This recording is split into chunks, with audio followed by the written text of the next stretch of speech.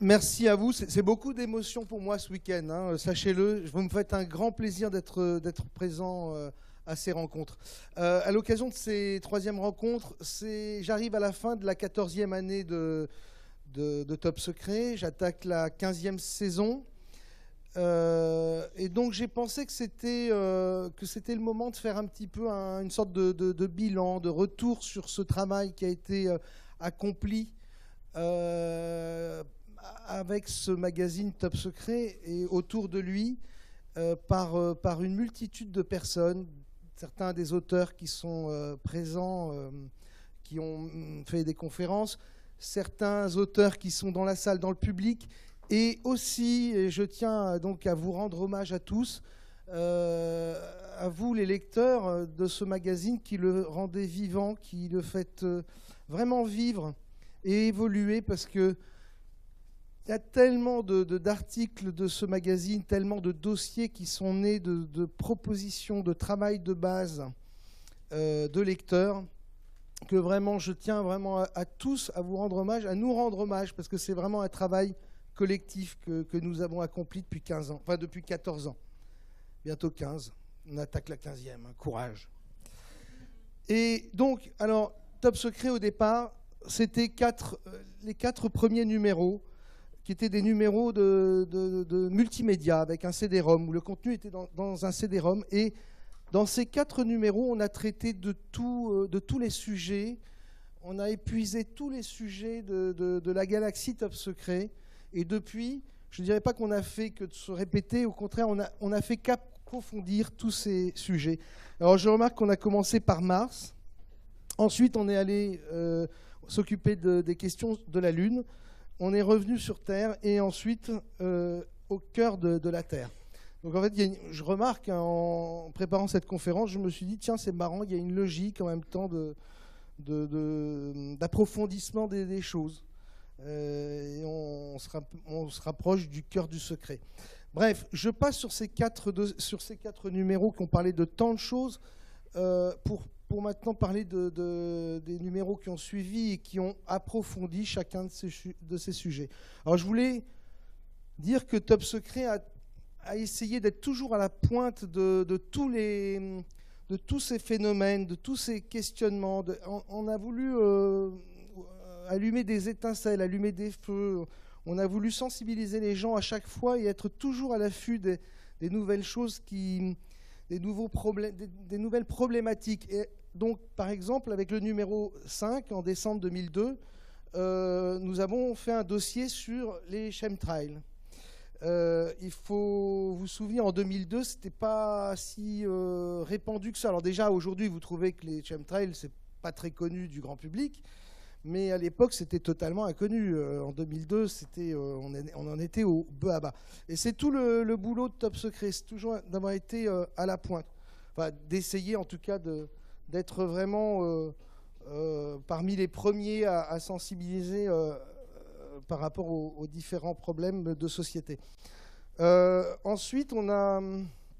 Oups, un peu sensible la souris. Ensuite, numéro 6, directement, on parle de l'implant, hein, justement, dont Monsieur X nous a parlé tout à l'heure. Donc déjà, on sensibilise également les gens à ce problème. C'est en février 2003. Je continue, hein, je fais un survol rapide. Pour moi, le numéro 6,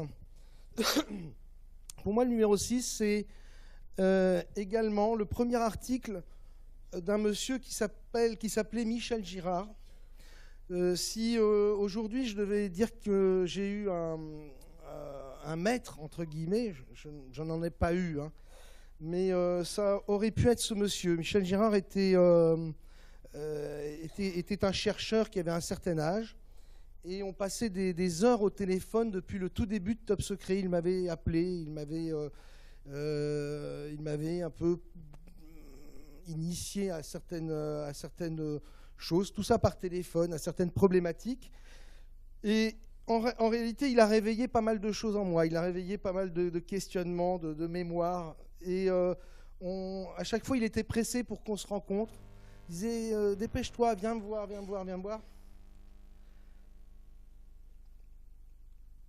bon, pour moi, c'était pas si simple de me déplacer à l'époque. C'était même un voyage à La Rochelle. J'habitais Paris. Un voyage à La Rochelle, c'était quand même un petit investissement. C'était un investissement de temps, etc. Et on s'était donné rendez-vous en juillet. Je crois que c'était en juillet. Et il est décédé quelques semaines avant. Donc, j'ai jamais pu rencontrer Michel. Je tenais à lui rendre hommage.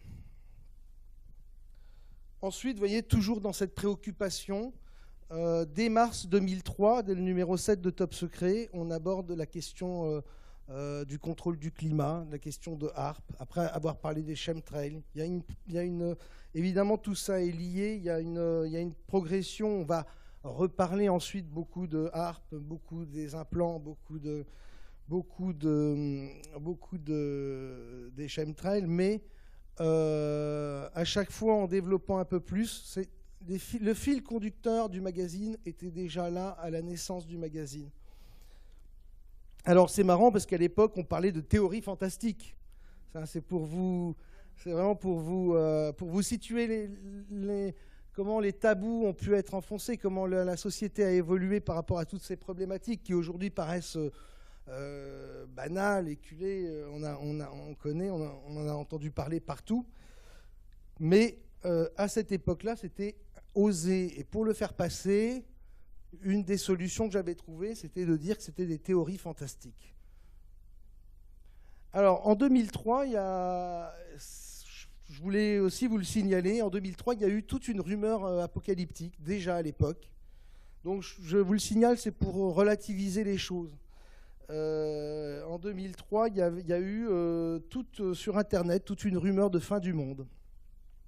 Et en fait, on se rend compte qu'il y a eu 2003, il y a eu 2012, mais entre-temps, il y en a eu une ou deux autres, et ça n'arrête jamais, il y en a toujours. Donc, c'est une façon aussi peut-être ça arrivera un jour, mais de relativiser toutes ces choses-là et de se tranquilliser un petit peu, de se dire que peut-être on a du temps. Moi, un de mes critères par rapport au temps qu'on a, c'est justement la question de l'implant. Je pense que tant que l'implant n'a pas été généralisé, ce genre de choses n'a pas lieu d'être. Parce que ça n'arrangerait personne, quoi, derrière. Alors, le numéro 8 de Top Secret, il y a deux choses à noter. C'est un article de mon ami Freddy Dill, qui est une des personnes qui m'a appris beaucoup de choses, qui est un vieux de la vieille d'Internet. C'est un homme qui habite la Guadeloupe. Donc je tenais aussi à lui rendre hommage. C'est quelqu'un que j'ai eu l'occasion de rencontrer dans le sud de la France il y a quelques années. J'ai un interview de lui que je garde précieusement. Et puis surtout, le premier article de Jean-Marc Roder, que vous avez eu l'occasion de voir hier. Jean-Marc, certains connaissent peut-être l'anecdote de ma rencontre avec Jean-Marc. C'était après le numéro 4 de Top Secret, je sors le numéro 5. Le numéro 5 de Top Secret, c'est un magazine papier uniquement. Et j'étais dans le bus, je me souviens, et je reçois un coup de téléphone d'un type en furie qui me dit « Mais c'est un scandale, j'ai pris un abonnement à votre magazine parce que moi je voulais un CD-ROM parce que je suis malvoyant. Et là maintenant vous transformez le truc. Alors vous me faites un magazine en papier que je ne peux pas lire. Et je vais porter plainte contre vous. » Oui, non, mais j'étais là, tout jeune éditeur. Et alors, en fait, Jean-Marc m'a expliqué, après, il m'a expliqué qu'il pensait que c'était un grand groupe de presse, qui avait plein de magazines, qui faisait plein de trucs, etc. Il était dans cette optique-là, et donc il y était allé un peu fort. Quand il a vu que c'était un petit artisan qui essayait de faire quelque chose avec ses moyens, on a commencé à engager une conversation. Il m'a parlé de lui, et puis je lui ai dit « Mais attendez, ce que vous me dites, vous connaissez Jean-Marc, vous avez vu, si vous l'écoutez parler, vous dites ce gars-là, il faut absolument qu'il écrive dans Top Secret. » Et donc, pour la première fois, donc Jean-Marc est sorti de l'ombre, entre guillemets, et a décidé de divulguer, parce que on est devenus copains. Et donc, ça a été le début d'une grande aventure de divulgation sur toutes sortes de prototypes, etc., avec une écriture à couper au ciseau, et un homme comme vous le savez, passionnant. Toujours dans le numéro 8, c'est la rencontre avec Damien. Voilà, Damien, qui était un jeune étudiant à l'époque, il devait avoir 20 ans. Vous le connaissez Damien depuis, c'est quand même un type qui, là en ce moment il est au Pérou, sinon il serait avec nous ce soir. C'est quelqu'un qui voyage énormément, qui va au bout du monde, qui est dans la quête de tous les sites archéologiques mystérieux, etc. Et c'est un homme qui prend énormément de risques parce qu'il part tout seul, il part dans des contrées assez inimaginables et sans filet de sécurité. Ça, bon. Damien, on était dans un bar, on discutait un soir en face Beaubourg, sur le parvis de Beaubourg, et puis il me dit oui, mais Rock, Top Secret, bon, quand même, il pourrait y avoir un peu plus de, un peu, et donc c'est comme un jeune, il avait 20 ans, il en voulait plus. Et puis au bout d'un moment, agacé, je lui dis mais tu veux du mystère, tu veux du secret, tu veux de l'énigme, tu veux un truc vraiment particulier. Il y en a un à 500 mètres de toi. Regarde cette tour. Là, je lui montre la tour Saint-Jacques qui était pas loin. Je ne sais pas si on la voyait, mais en tout cas, je lui montre la direction. Et je lui dis, cette tour-là, elle est fermée depuis plusieurs siècles. Elle est toujours entourée de palissades. C'était une tour qui a été commandée par la confrérie des bouchers, qui a été conçue, architecturalement parlant, paraît-il, par Nicolas Flamel. Et la confrérie des bouchers, on avait marre de se retrouver entre les changements de royauté et de famille, puisque c'était des gens qui avaient un grand pouvoir à l'époque, c'est eux qui nourrissaient Paris, et souvent ils finissaient égorgés, enfin bon, d'un pouvoir à l'autre. Donc ils avaient demandé à la construction de cette tour pour pouvoir se réfugier, et en fait ils disparaissaient tout simplement. Et donc évidemment, je savais, malheur de ce que j'avais dit, Damien, il ouvre des yeux comme ça, et le voilà qui se met en quête de rentrer dans cette tour. Et il y a passé des nuits entières. Il allait dans cette tour. Il faut savoir qu'à l'époque, il y allait en alpiniste avec des cordées, des machins et tout. Et je me disais, s'il lui arrive quelque chose, ma responsabilité, c'est horrible. Et alors, il m'expliquait, donc, parce qu'il filmait aussi, il marchait sur 20 cm d'ossements de pigeons, enfin, etc. Ce truc était vraiment dans un état de délabrement avec les planches qui risquaient de s'effondrer sous lui, quoi. Et il passait des nuits là-dedans. Notamment une fois, c'est dommage, j'ai pas. Si, voilà.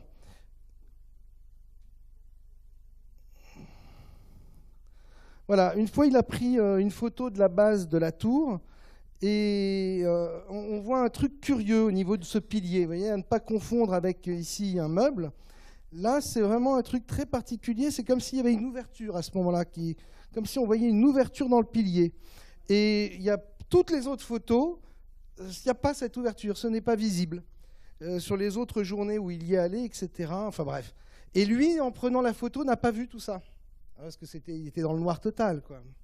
Donc bon, en tout cas, c'était le début de l'aventure pour Damien aussi. Et puis le début d'une amitié qui dure aujourd'hui encore.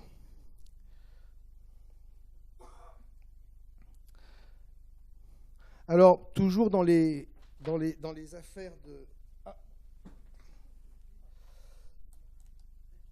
Toujours dans les affaires de divulgation, d'être un peu en pointe, eh bien, en 2003, hein, c'est une année assez importante, hein, c'est les débuts, donc on balançait pas mal.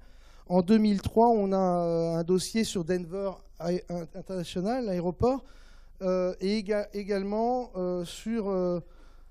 le Stone Age américain, voilà, que maintenant tout le monde connaît, c'est un archétype de la problématique, entre guillemets, conspirationniste.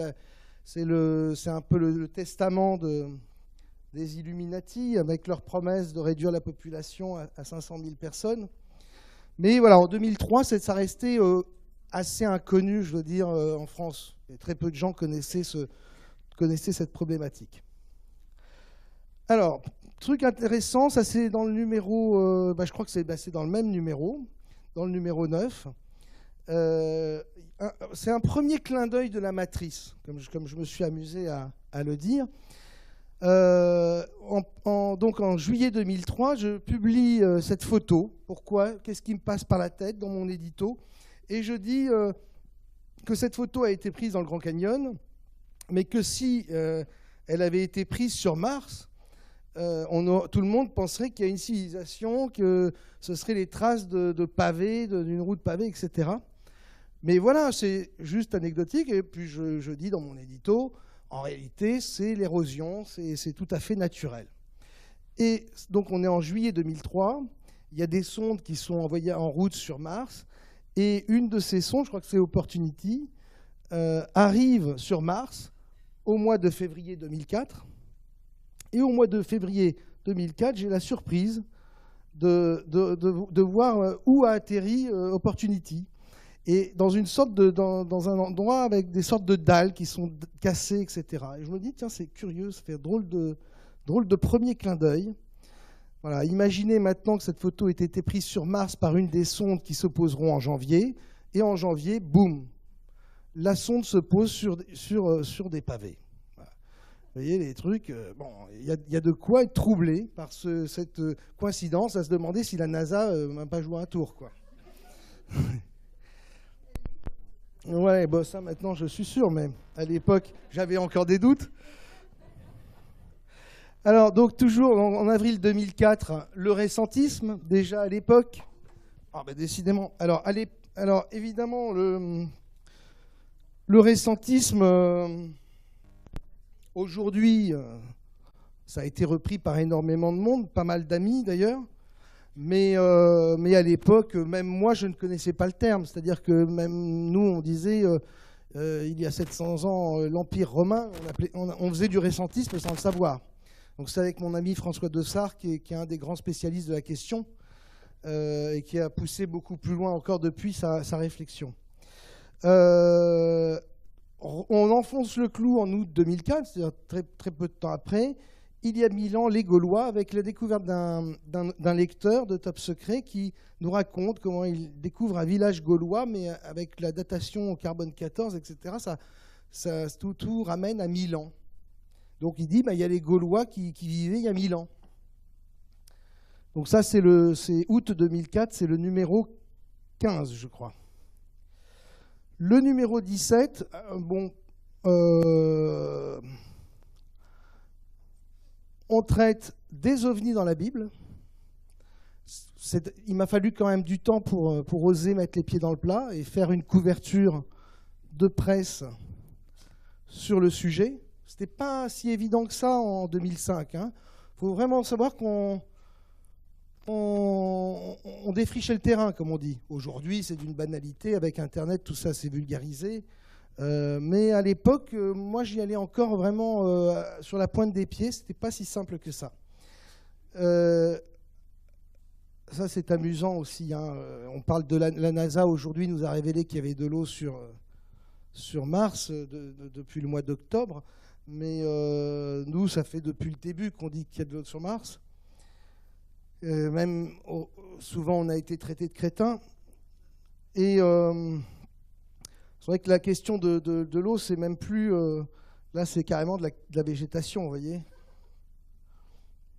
Surtout qu'il faut savoir que ces photos-là, elles changent en fonction des saisons sur Mars. Donc, là, c'est une période où c'est très, très brun, et puis à d'autres moments, ça redevient passablement clair. Voilà, sur une grande photo, et il y en a des dizaines, enfin, vous savez tout ça. À l'époque, c'était un peu nouveau. Aujourd'hui, je pense que ça a vieilli, mais on est content de retrouver tous ces fichiers-là, parce qu'ils existent, ils sont... Voilà. Et donc voilà, c'est plus vraiment la question de savoir s'il y a de l'eau sur Mars. Vous voyez, la comparaison est intéressante, entre une dune du Sahara et puis ce terrain sur Mars. Il y a vraiment des similitudes, enfin, de mon point de vue. Et même au niveau de la distance, 500 mètres, c'est très crédible, en fait.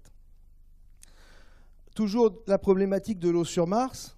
Petite comparaison qu'on avait fait à l'époque de Top Secret numéro 18, d'un lac martien, que vous voyez là, enfin, lac martien, en tout cas une photo satellite de Mars, avec une photo satellite de la Terre d'un lac. Et là encore, c'est assez troublant. Alors là, c'est ici que ça se passe, que je ne dise pas de bêtises, oui, sur cette grande photo. C'est là, à gauche, que vous voyez cette structure qui qui vraiment ressemble, est lisse comme de l'eau.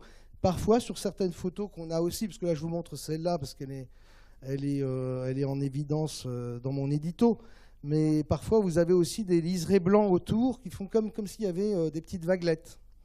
Bon, tous les lecteurs de Top Secret connaissent ça par cœur, hein, donc je passe rapidement. Mais c'était pour vous montrer le travail et l'évolution de ce travail jusqu'à aujourd'hui. On a premier scoop qui a été repris par la presse nationale, évidemment sans citer Top Secret. Hein. Top Secret n'a jamais été cité, il faut le savoir. C'est l'histoire des banques. Pour ceux qui ne savent pas, ce qu'on a révélé dans Top Secret, toujours sur la pointe des pieds, parce que moi, je n'ai pas de société secrète derrière moi, je n'ai pas de groupe occulte pour me protéger, ni d'officine quelconque. Donc, je sais très bien où je me situe, qui je suis, et je sais quels sont... je connais un peu... j'essaye de tremper les doigts de l'autre côté de la frontière, mais je sais jusqu'où il ne faut pas aller trop loin. Là, on a sorti un beau petit scoop avec donc l'échec. Vous voyez les lignes que vous voyez ici. En réalité, ce sont de l'écriture. Ce sont de l'écriture hop, ici, en plus gros plan. Vous voyez ? Et ici encore, vous avez le message sur l'Europe. C'est un extrait du discours de la Fondation européenne par, je ne me souviens plus de son nom, mais les lecteurs de Top Secret doivent s'en souvenir. Donc, alors, c'est un processus c'est une sécurité contre les falsifications. Faut être, mais le choix de la phrase est quand même particulier. Il y a quelque chose de subliminal derrière tout ça. Hein. C'est lié à l'argent, lié aux banques. Voilà. Quand on dit aujourd'hui que les banques tiennent l'Europe ou que c'est l'Europe des banques, ben, on peut le comprendre plus facilement. Il y a un partenariat. Alors là, autre choc. Alors ça, cette photo de couverture de Paris Match, c'est mon ami Michel Girard qui m'avait appris qu'elle existait. Moi, je m'étais empressé d'acheter ce Paris Match à l'époque, donc je l'ai, et j'étais vraiment surpris de découvrir effectivement que Jean-Paul II, lorsqu'il s'est rendu en Pologne, lors d'un de ses premiers voyages, avait cette croix. Enfin, je ne sais pas comment ça s'appelle, mais enfin bon, vous voyez de quoi je parle. Et il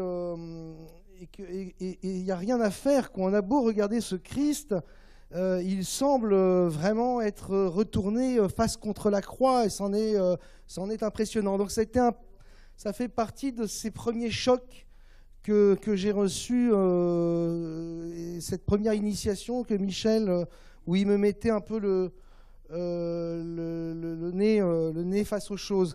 En me soulignant qu'il y avait bien le détail du Y ici sur la Terre, signifiant que Yahvé dirigeait le monde. Voilà, après pour les autres symboles, je ne me souviens plus, mais c'est quand même entêtant, cette image-là est entêtante. En plus, ce Christ décharné, c'est horrible, c'est tout simplement horrible. Donc voilà, ça fait partie des trucs où on commence aussi à se poser des questions là-dessus. Alors Michel, qui avait l'œil pour ces choses-là, il avait été imprimeur dans sa jeunesse, avait découvert aussi une autre photo sur un autre Paris Match, le fameux Paris Match 1028. C'est lui qui est à l'origine de cette découverte d'Apollo 8. C'est une photo d'Apollo 8. Alors là, il faut imaginer que la photo est immense. Elle prend toute une page de Paris Match. Et que ça, c'est déjà un zoom à gauche, hein, c'est déjà un zoom de l'objet que vous retrouvez ici. C'est difficile de dire que ça, c'est juste une erreur d'impression ou une tâche ou un truc comme ça. D'autant que après les Anglais, Hollande et d'autres, ont trouvé des choses comme ça très similaires volant dans l'espace. Je ne sais pas si vous êtes au courant, enfin si vous vous souvenez, on en avait parlé dans Top Secret. Hein. Là, je vous le passe rapide. Mais voilà, c'est un truc assez phénoménal. C'est une découverte tout à fait particulière. Surtout qu'après, sur les autres photos de la NASA, l'engin disparaît, enfin cette structure disparaît, et à la place, vous avez des sortes de citernes autour. Tout ça a été publié dans Top Secret. Bon, programme Monarque, tout le monde connaît. À l'époque, 2005, on s'attaquait à ces petites choses-là. C'était sympathique dans la presse française quand même. C'était pas si évident. C'était assez inédit, on va dire. Le numéro 20, c'est également la rencontre des lecteurs avec Antoine Gigale, qui est un auteur qui a fait en France, qui a fait un boulot assez exceptionnel et qui est très très pointu dans le domaine de l'Égypte. Moi, j'ai appris énormément de choses avec Gigale. J'ai vraiment beaucoup apprécié collaborer avec elle. Longtemps, on a pensé qu'Antoine Gigale était un homme, c'est une femme. Maintenant, je pense que vous devez le savoir. Mais voilà, quelqu'un d'assez exceptionnel et des dossiers qui ont donné naissance à 2 hors-série tout à fait passionnants sur Giza. Et puis, bon, c'est vrai que pour celui qui veut savoir la problématique de Giza aujourd'hui, Gigale est assez vraiment très pertinente, je trouve. Elle connaît bien l'actualité parce qu'elle vit aussi en Égypte la moitié du temps. Et donc elle est bien au courant de ce qui se passe, des complots, entre guillemets, en tout cas de toutes les histoires de pouvoir qu'il y a autour de ces pyramides. Le numéro 21, moi, c'est un numéro qui me tient à cœur parce que c'est le moment où je sors mon DVD sur Alternative 3. Alternative 3, ça va lier les chemtrails, ça va lier HAARP. Alternative 3, vous savez, c'est l'histoire de ce documentaire qui passe pour un canular, mais qui nous raconte quand même toute l'histoire jusqu'à aujourd'hui avec le réchauffement climatique et la problématique pour nos élites de savoir comment retarder ce réchauffement climatique et quelles sont les alternatives. Donc les chemtrails, les sous-sols, les galeries souterraines pour se réfugier et surtout la colonisation de Mars. Et dans ce documentaire, un truc extraordinaire dont je ne me lâche jamais de regarder, c'est cette vidéo Alternative 3. Alors tiens, il n'y a pas le son. Si. Voilà. Que moi, je ne m'en lasse jamais. Je trouve que c'est fascinant parce qu'il y a beaucoup de choses. Regardez, le ciel, il est bleu. À l'époque, en 76, personne représentait le ciel de Mars bleu. Le sol, on croirait vraiment que c'est le sol tel qu'on le voit aujourd'hui tout le temps. Jusqu'à la texture du sol. Enfin bon, c'est un vrai régal cette vidéo. Ça dure 2 minutes. C'est une perle. C'est d'une crédibilité absolue. Vous allez même voir les pavés d'Opportunity. Il y a un moment, ils passent au-dessus d'une zone de sol qui est comme ça, avec des sortes de pavés. Je crois que c'est par là.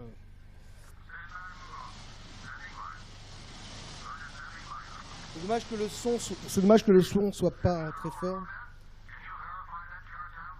Voilà. Et ce qui est intéressant dans l'Alternative 3, c'est qu'il pose les problèmes du réchauffement climatique, etc., qu'on retrouve aujourd'hui. Il y a plein de choses qui sont dénoncées, l'air de rien. Donc là, on apprend qu'il fait 4 degrés sur Mars et qu'il y a de l'oxygène, il y a de l'air et tout ça.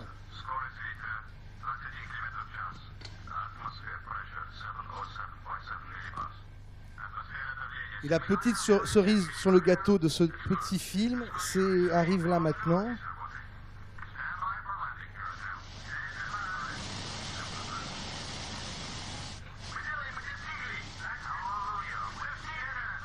Regardez le sol. Regardez.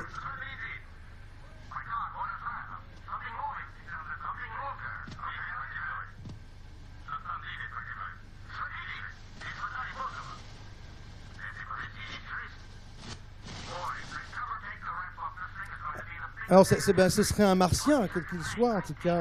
Ce serait une créature vivante. Oui, oui, tout à fait.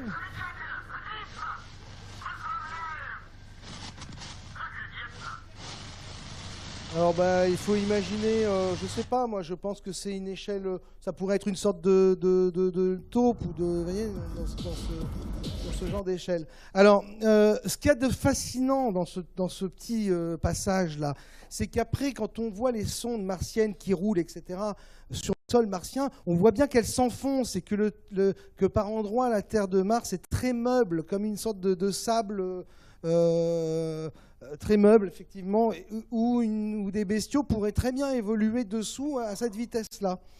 Ça, personne à l'époque en 76, alors qu'il n'y a que Viking qui s'est posé et qui utilisait du surplace, personne ne peut savoir une chose pareille. Et il y a énormément de détails. Le détail du ciel bleu était très troublant, très troublant, très troublant. Parce que des gens qui auraient voulu faire un canular et nous faire croire qu'ils atterrissaient sur Mars nous auraient montré un ciel rouge. Hop, pardon, excusez-moi. Donc là, encore une petite anecdote, c'était sur ce personnage-là que vous voyez. On avait fait un édito sur les révolutionnaires et les choses comme ça. Là, c'est à l'époque de Ceausescu. On a cet homme qui est derrière, cette éminence grise qui est toujours là, qui est ici. Encore, regardez la beauté du bonhomme. C'est très particulier. Et voilà ce qu'il est devenu officiellement. Voilà ce qu'il était, je parle de ça il y a 10 ans. Et c'est lui qui s'est occupé du procès des Ceausescu personnellement et seul de leur enterrement, savoir où était le corps. Donc vous voyez le niveau du bonhomme, le niveau même mystérieux de ce personnage-là. Et alors, pardon, bon, c'est pas la peine que je vous montre les détails parce que les images ne sont pas forcément, puis on est vraiment pressé là. J'ai deux numéros plus tard, Top Secret numéro 28, un lecteur qui nous écrit une lettre assez sympathique que je ne vais pas vous lire maintenant, mais et il nous envoie, désolé, il nous envoie ce tableau. Alors là, je pourrais pas le lire, ce tableau. De mémoire, je ne sais plus, mais c'est un tableau du XVIIIe siècle. L'image maintenant est trouble parce qu'on a changé la définition de mon écran. Mais en tout cas, il y a vraiment une ressemblance très étonnante avec ce personnage. Ce tableau, c'est un noble roumain. Hein, on connaît quand même la problématique de Roumanie, c'est quand même les vampires, c'est-à-dire des immortels. Et ce noble roumain serait d'une lignée des Dacites, que d'aucuns d'entre vous doivent connaître. Moi, je découvrais tout ça. Mais la petite anecdote que vous ne connaissez pas, c'est que après le deuxième numéro, j'ai reçu un coup de téléphone un soir. Je reçois une nuit même, il était assez tard. Et je prends le coup de téléphone et c'était le secrétaire particulier de ce monsieur-là qui me demandait ce que je voulais, ce que je lui voulais, quelles étaient mes intentions. Voilà. J'ai dit que je faisais simplement mon métier de questionnement et puis ça en est resté là. Je pense qu'il a bien dû comprendre que je n'étais pas quelqu'un qui allait chercher des poux, mais qui cherchait plutôt à éveiller des questionnements auprès de ses lecteurs. Et voilà, la conversation a duré assez longtemps. Je dois dire qu'au début, c'était assez tendu quand même. Hein. Là, juste aussi un petit rappel, on est les premiers à parler des pyramides de Bosnie. Moi, j'étais enthousiaste sur ces histoires de pyramides de Bosnie. J'ai des amis bosniaques. Et franchement, eux me parlaient, me ramenaient des souvenirs, etc., qui existaient à l'époque, que j'ai toujours. Et donc, vraiment, j'étais, comme beaucoup de chercheurs, très enthousiaste autour de ces histoires de pyramides. Il se trouve que c'est vrai que c'est un lieu historique hein, de la royauté en Bosnie. Mais donc j'avais envie d'envoyer une équipe dès cette époque-là en Bosnie pour aller voir cette pyramide. Gigal y était allé et revenu très mitigé après un accueil d'une semaine.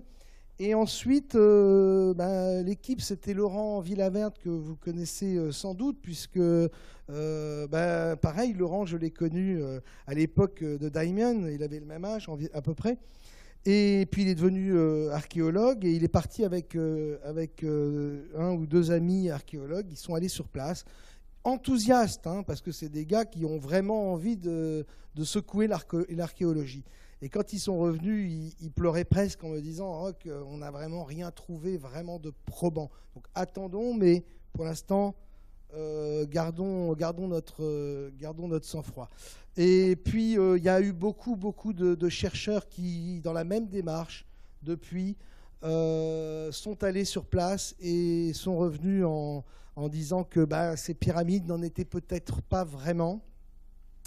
Même si c'est un lieu qui a été occupé dès le Moyen-Âge, il y a fort longtemps, par par l'homme et qu'il y a eu des bâtiments et des constructions autour et très certainement aussi des souterrains. Mais de pyramides, ces gens-là qui sont honnêtes, qui sont des chercheurs alternatifs, hein, c'est-à-dire des mecs qui ont dit les pyramides, ça date pas de 5000 ans, ça date de 12 000. Il y a comme le docteur Shore qui est un géologue, etc. Voilà, ils en sont arrivés à cette conclusion que pour l'instant, ils n'ont rien vu. Alors, première étude sur les orbes, Top Secret en 2007. Ensuite, petite anecdote de la matrice aussi, anomalie sur Mars. Vous savez que c'est un peu mon cheval de bataille, les anomalies, j'adore ça. Et ça apparaît cette petite sirène. Et c'était marrant parce que sur mon bureau, j'avais ça, moi, quand même. Donc c'était assez amusant de dire, voilà, c'est la NASA qui me joue encore un tour. Là, premier article avec ce numéro de Peter Knight que vous avez pu entendre hier faire sa conférence. Alors Peter Knight, c'est pareil, c'est quelqu'un avec qui, je vous l'ai dit hier, on a beaucoup conversé au téléphone avant qu'il se décide à écrire et puis de fil en aiguille créer ce dossier absolument extraordinaire sur le code Adamski.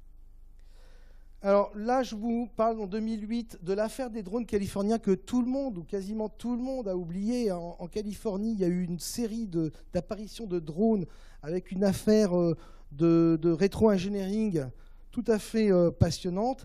Et je vous montre ça parce que ces drones-là, insaisissables, qu'on a pris en photo pendant 3-4 mois en Californie, des photos plutôt très précises, m'ont fait penser cette vague d'OVNI m'a fait penser à la vague d'OVNI que nous avons nous-mêmes connue en France. Alors c'est une hypothèse, mais je ne vais pas vous faire la conférence sur l'histoire des drones. On sait quand même que sur l'histoire des drones, il y a quand même gros problème de dire que c'est des drones, quoi.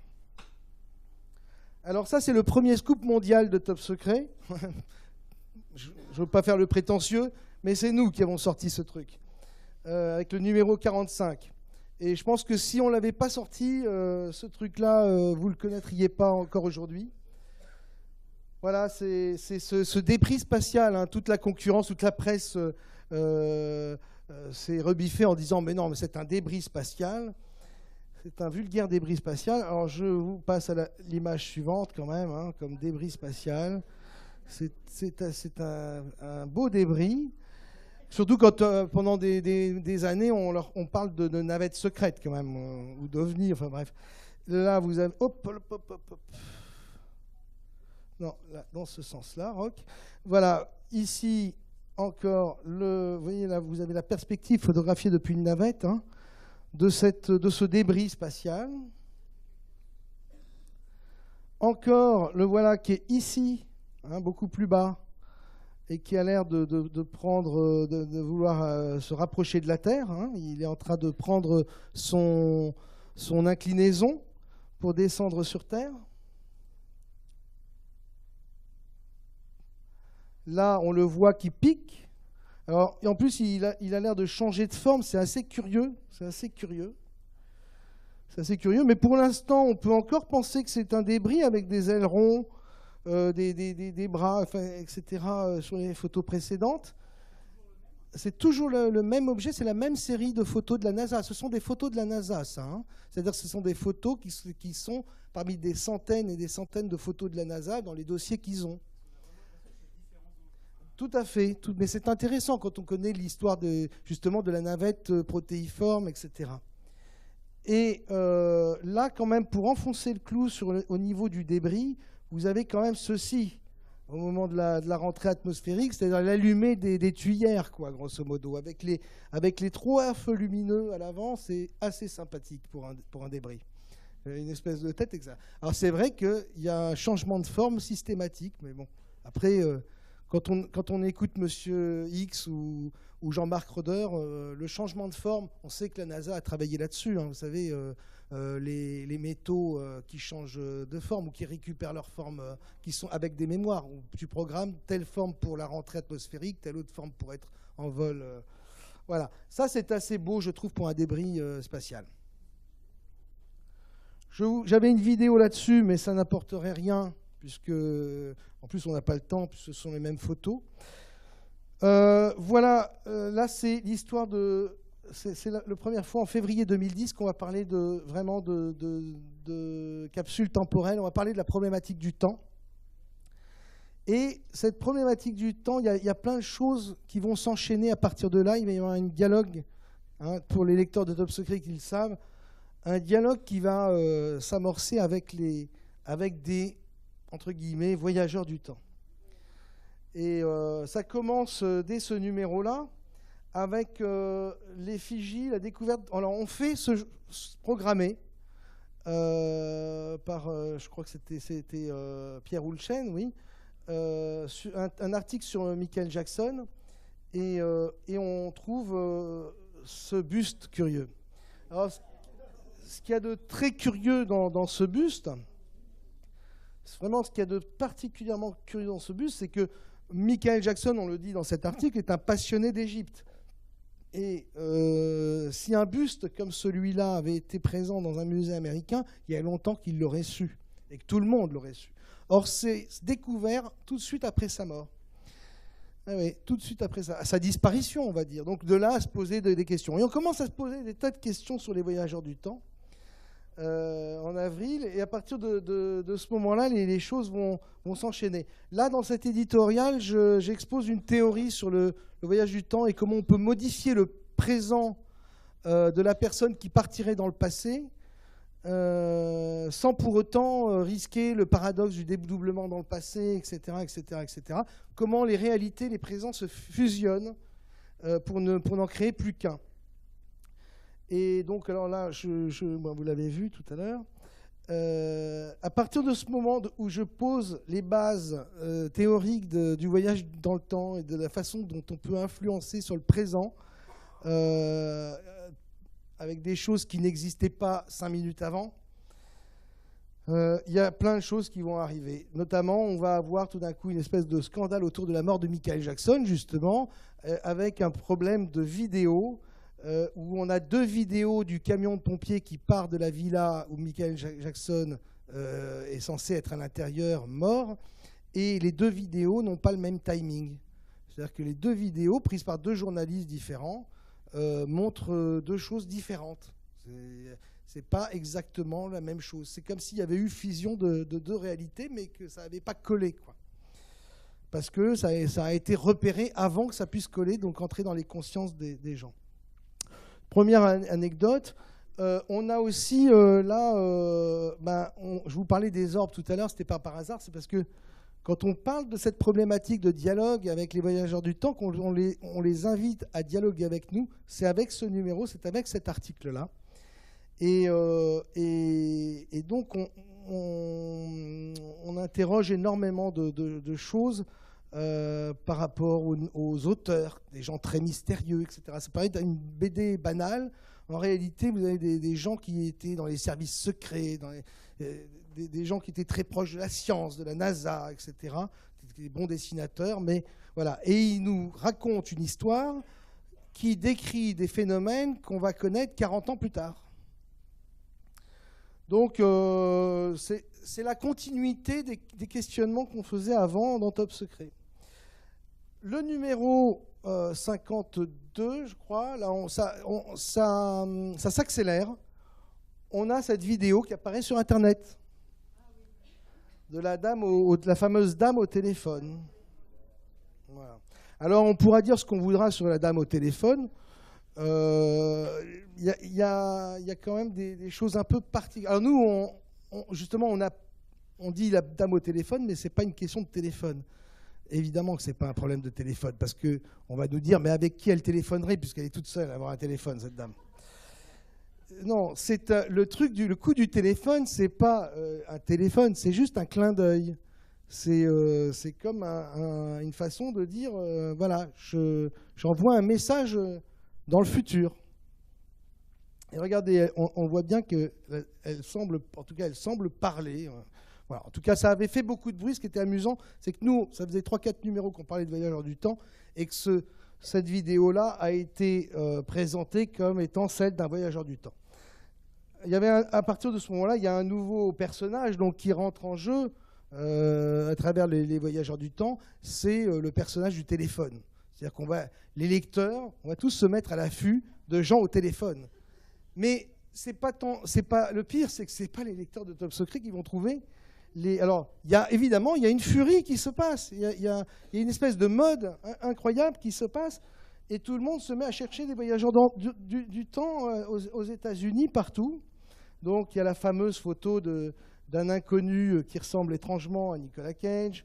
Bref, tout ça, c'est des anecdotes, mais qui viennent dans le contexte de notre quête. Après, il faut lire les articles, ça n'a rien à voir avec...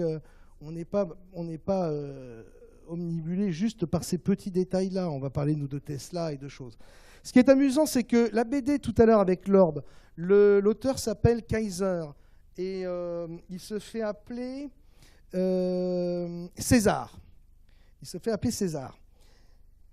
On découvre, au même moment, apparaît une photo dans Paris Match, pour l'anniversaire en 1977 de Chaplin, de la mort de Chaplin. Enfin, je ne me souviens plus exactement du détail, mais ce tableau date de 1800 et dans un musée de Glasgow, et c'est Chaplin 100 ans avant l'heure.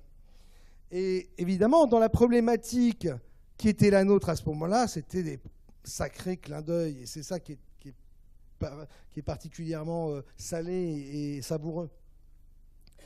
Parce que ça n'arrêtait plus.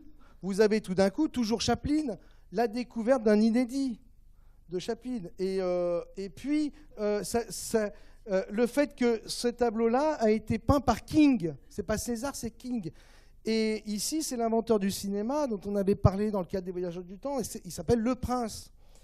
Donc, bon, c'est des tas de synchronicités comme ça. Alors, tout d'un coup, dans la même période, vous découvrez le buste de Presley dans un musée. Vous découvrez dans une fresque du Vatican Stallone. Et une nouvelle Joconde qui apparaît de nulle part quand même au musée du Prado. C'est pas rien, on ne découvre pas au musée du... Ils découvrent par hasard, en fouillant dans une poubelle, la Joconde qui a été faite au même moment, enfin bon, une copie parfaite, avec cerise sur le gâteau, 666, et nous on venait de faire un dossier sur le 666 dans un numéro précédent. Vous voyez encore Michael Jackson qui revient. Elle est sympathique, la coïncidence aussi, vous voyez.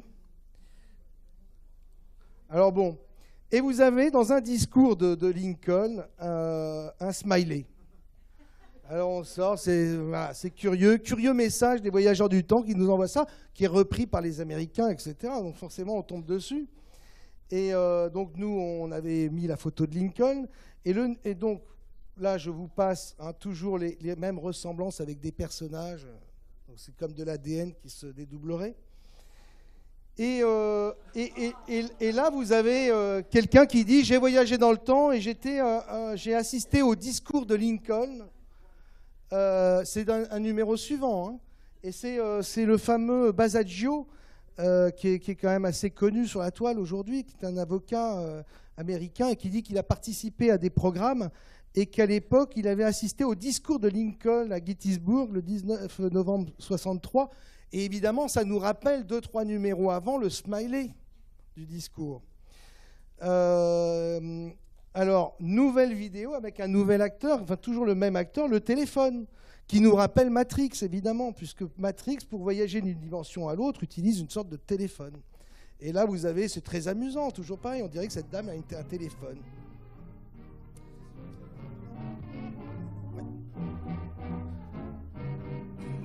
Alors, il y a eu, évidemment, des gens qui ont dit « Mais c'est ma grand-mère qui faisait un exercice, un test, etc. » Mais en réalité, la personne qui a dit ça, c'était sur un forum. Tout le monde s'est empressé de le répéter. Mais la personne a disparu. On n'en a jamais plus entendu parler. Voilà, c'est amusant. Tout ça, c'est dans la même série de numéros sur notre histoire de voyageurs du temps, et vous avez celle-là qui est une sympathique aussi. Hop, non. Voilà. C'est la musique un peu strange.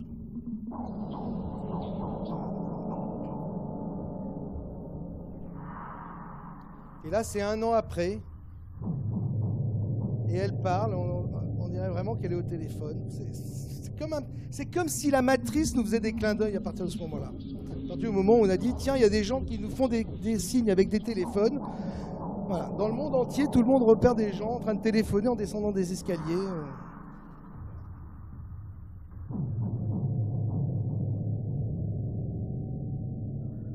Voilà. Et alors, au bout d'un moment, j'en ai eu marre de toutes ces coïncidences. Hein, parce que vous ne croyez pas aux synchronicités du tout. Les synchronicités, non. Non. Vous croyez au hasard. Non, non, attendez. Est-ce que vous avez vu depuis des vidéos sur des gens mettant leurs mains là? Parce que ça, c'est pas Top Secret ni les lecteurs qui ont sorti ces vidéos-là. C'est partout dans le monde que ça a été fait. Est-ce que depuis, c'est-à-dire il y a 3 ans, est-ce que vous avez revu des vidéos comme celle-là? Non. Nous, ce qu'on avait demandé, c'est on veut des vidéos comme ça. Et elles sont arrivées. C'est ça qui est amusant. C'est pas de dire que les gens sont au téléphone. Je suis le premier à dire que les gens ne sont pas au téléphone. Alors, je dis stop. Je décide d'arrêter parce que j'ai envie d'écrire mon livre. Et je ne peux pas passer trop de temps à continuer à appeler ce jeu qui s'est instauré entre la matrice, entre ces clins d'œil, où à chaque fois qu'on parle d'un personnage, il apparaît d'une façon incongrue dans un musée à l'époque romaine, à l'époque égyptienne, etc. Et encore une fois, ce n'est pas nous qui sortons ces choses-là, c'est révélé par le monde entier. Et je demande une pause jusqu'à l'année prochaine, au printemps. Et puis après, je suis dans l'écriture de mon livre, j'ai toujours pas le temps au début de l'année de m'en occuper. Je dis non, la pause, prolonger la pause, etc. Pour l'instant, je fais plus rien là-dessus, c'est bon, je ne veux pas continuer à tourner en rond autour de ça. Je crois que j'en ai dit beaucoup, et c'était assez passionnant, cette espèce de... Parce qu'on suivait ça, d'un numéro sur l'autre, on attendait quel était le clin d'œil supplémentaire qu'ils allaient nous sortir. Le jour où j'ai dit stop, où nous avons dit tous ensemble stop, on ne veut plus de trucs sur les voyageurs du temps, ce jour-là, il n'y a plus rien eu sur la toile. Plus rien. C'est ça qui est étonnant. Et au printemps 2015, donc au moment du rendez-vous, donc ils ne m'ont pas lancé un grand truc, un grand truc qui m'aurait obligé à faire un dossier de 10 pages comme je le faisais auparavant. Non. Ils font simplement apparaître dans le musée Labitte à Toulouse le masque japonais du XVIe siècle, je ne me souviens plus, de Jacques Chirac, qui ressemble au guignol de l'info. Mais ce qui est particulier, c'est que c'est encore une fois au moment de la synchronicité est étrange. Comment ce masque n'a-t-il pas apparu dans l'actualité des mois ou des années avant, alors qu'il était dans ce musée de Toulouse? Et là où la synchronicité est forte, c'est que la rédaction de Top Secret est à Toulouse. Voilà. Mais bon, après, on peut ne pas croire aux synchronicités. Voilà, là, le numéro 54, c'est le début de la série des articles de Monsieur X. Et puis, en 2015, petite synchronicité sans doute, je reçois par la poste, ça doit être le hasard, quelqu'un qui a dû se tromper d'adresse. Et je reçois ces photos complètement folles d'OVNI, de quelque chose de bizarre appartenant à l'armée américaine.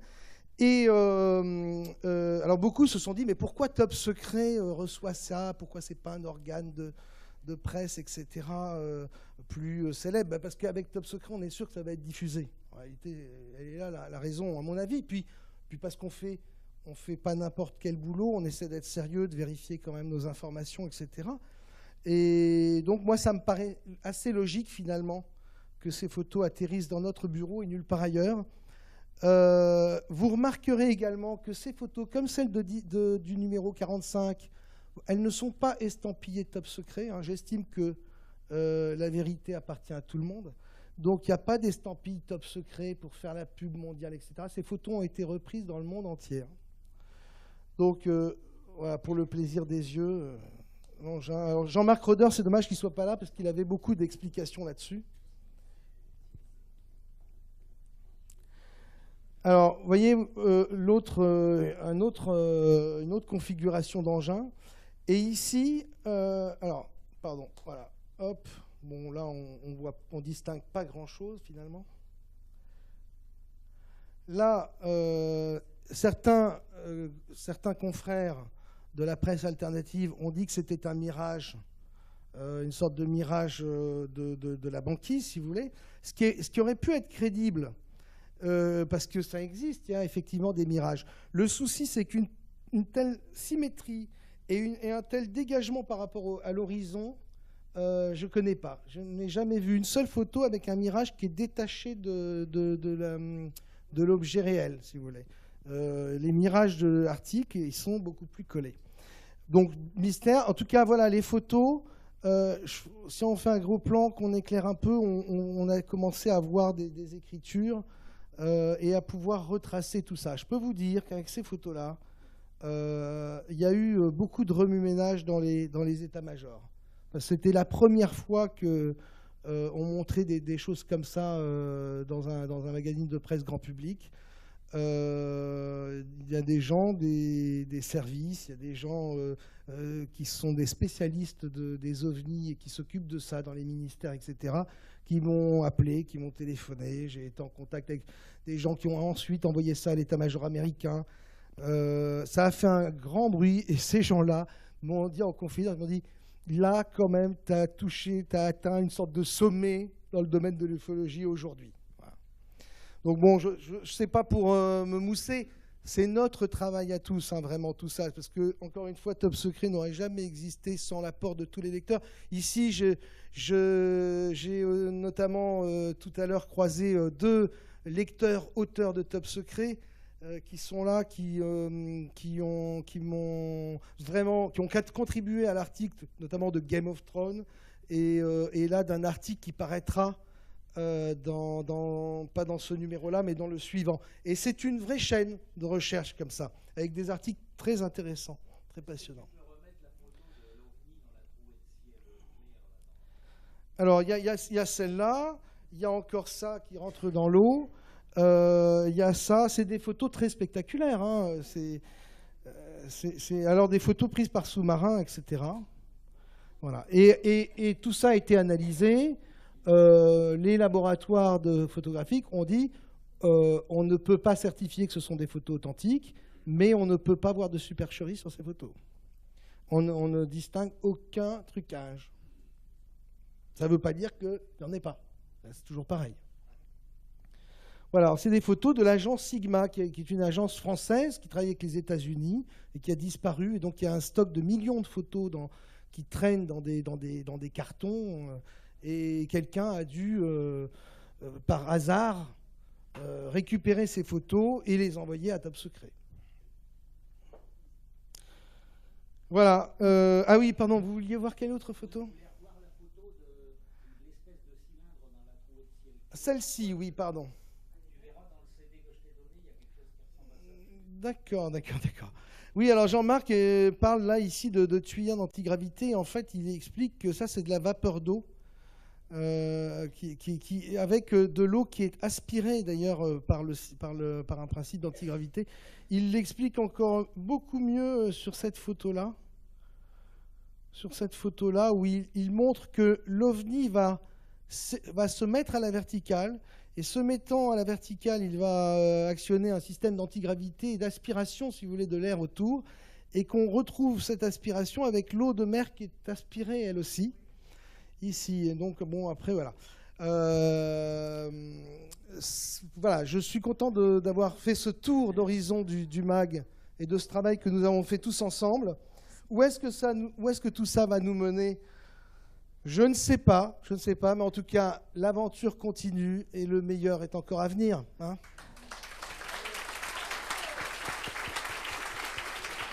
Merci à vous, merci vraiment. Est-ce qu'on peut faire des questions ? Une ou deux questions ? Une ou deux questions ? La responsabilité. Je vais devoir là, c'est plus court. C'est où ?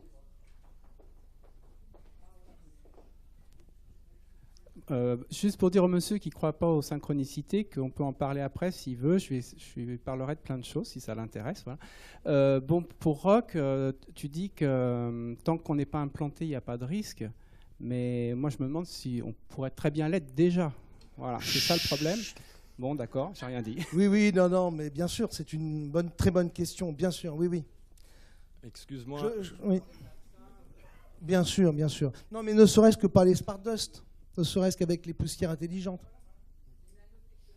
Oui, oui, bien sûr. Non, non, mais je suis tout à fait d'accord. Mais je pense que l'implant a des spécificités que n'ont pas. Oui. Excuse-moi, pour en revenir brièvement au Voyageur du temps et notamment à Charlie Chaplin, est-ce que tu connais le nom complet de Charlie Chaplin? C'est Charles Spencer Chaplin. Donc on connaît tous Diana Spencer. Elle était mariée avec avec le prince Charles. Le prince Charles. Voilà. Merci. Petit détail amusant. Tout à fait. Et on est toujours dans les histoires de King, de Kaiser et de le prince, etc. Hein, le prince des ténèbres. The dernière question. The last question. Où?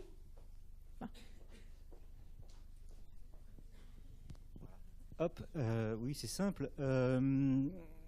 Qu'en est-il de Nicolas Montigiani et de Sciences et Inexpliquées? Est-ce que ce journal est partenaire avec le vôtre ou, parce que je vois des sujets convergents entre les deux magazines. Voilà.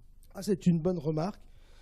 Nicolas Montigiani a travaillé pour Top Secret. Il a collaboré à Top Secret dans un numéro où il avait d'ailleurs de très très belles photos du site de Sidonia sur Mars. Donc il avait fait un dossier là-dessus. Ouais. Et auparavant, il avait travaillé avec Velasco. Il a coécrit avec lui, avec Velasco et le CNES, des ouvrages sur Mars et également sur les révélations de Velasco autour de sa croyance, ou en tout cas du fait que son coming out, comme on pourrait dire, où il reconnaît que il croit aux ovnis. Donc Montigiani a travaillé avec ça. Depuis, je n'ai plus de contact.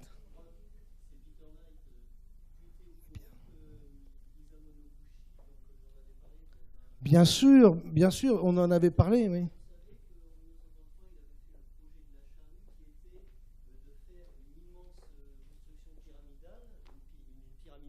En 1933, et que son projet de visage de Mars, c'était en 1947, date de tous les mystères, 1947. Et en fait, le visage devait mesurer 2,5 km avec un nez de 1 miles. Et voilà que, donc moi, ce que je trouve bizarre, c'est que si on prend l'exemple d'Isamu Noguchi en 1933, avec sa pyramide géante, et son mémorial, qui est mémorial à l'homme en mémoire des pyramides visibles de Mars. D'abord, le titre est bizarre. Lui, il voulait le faire sur la Terre au début. Et son projet à la charrue avec en 1933 cette pyramide. Et en 1947, le visage. Et voilà qu'avec la sonde Viking, on trouve son rêve dans les sables de Mars. Je trouve ça louche. Mais bien sûr, c'est ce qui est génial. C'est pour ça que ça a toujours été, je le disais tout à l'heure, un de mes chevaux de bataille, les anomalies spatiales. C'est parce que c'est un des trucs les plus concrets qui soit, sur lesquels on peut quand même mettre le doigt sur des vérités cachées, découvrir petit à petit que finalement tout est mensonge, que nous vivons dans une matrice d'illusions. Je pense que... Merci Peter, et je pense qu'on pourra finir là-dessus. Oui, on va finir en Merci vous remerciant vraiment. tous d'être venus.